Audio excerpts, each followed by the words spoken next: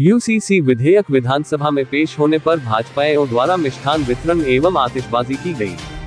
काशीपुर समान नागरिक संहिता विधेयक को मुख्यमंत्री पुष्कर सिंह धामी द्वारा विधानसभा में पेश किए जाने पर आज महाराणा प्रताप चौक पर भाजपा नगर मंडल अध्यक्ष अभिषेक गोयल के नेतृत्व में भाजपाइयों द्वारा मिष्ठान वितरण व आतिशबाजी की गई। इस दौरान अभिषेक गोयल ने कहा कि उत्तराखंड यूसीसी को लागू करने वाला पहला प्रदेश बनने जा रहा है। यह उत्तराखंड के लिए ऐतिहासिक उपलब्धि है। उन्होंने कहा कि यूसीसी विधेयक पेश होना हर उत्तराखंड वासी के लिए गर्व की बात है। विधेयक विधानसभा से पारित होने के बाद कानून बन जाएगा और इसके बाद उत्तराखंड को देश में एक नई पहचान मिलेगी। इस दौरान पीसीयू चेयरमैन राम मेहरोत्रा ने प्रधानमंत्री नरेंद्र मोदी व मुख्यमंत्री पुष्कर सिंह धामी का आभार प्रकट करते हुए कहा कि सभी धर्म को एक समान सम्मान देने के लिए मुख्यमंत्री द्वारा समान नागरिकता विधेयक पारित करने के उद्देश्य से ये देवभूमि उत्तराखंड की जनता के लिए सम्मान की बात है।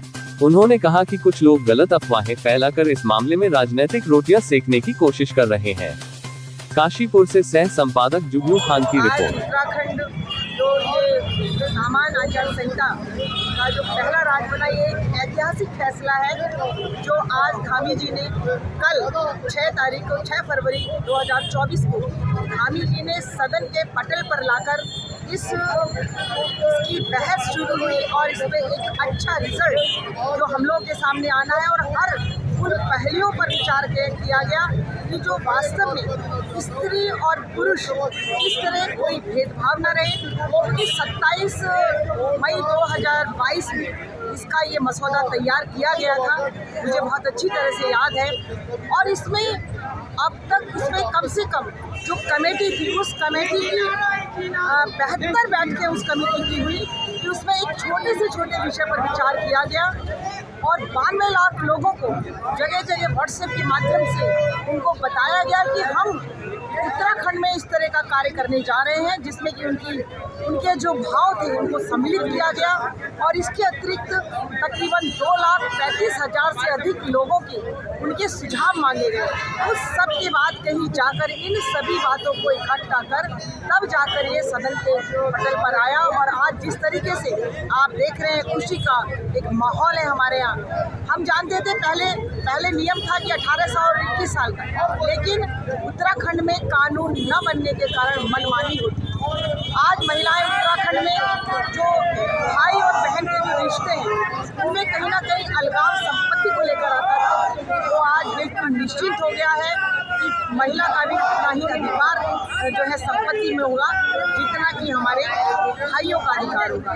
इसी तरह शादी के बाद अभी यह कहा कि पहले रजिस्ट्रेशन ही नहीं होता था, अब ये कि 6 माह के अंदर आपको रजिस्ट्रेशन कराना पड़ेगा और इसके बाद ही तो आपको जो है पूरा आगे का कार्य होगा। पति पत्नी का विशेष तौर से पति पत्नी को वही सब जो है तलाक का अधिकार दिया गया कि यदि पति और पत्नी दोनों मिलकर ही किसी भी तलाक तभी मिलेगा और एक पत्नी के रहते बहु विवाह नहीं कर पाएंगे।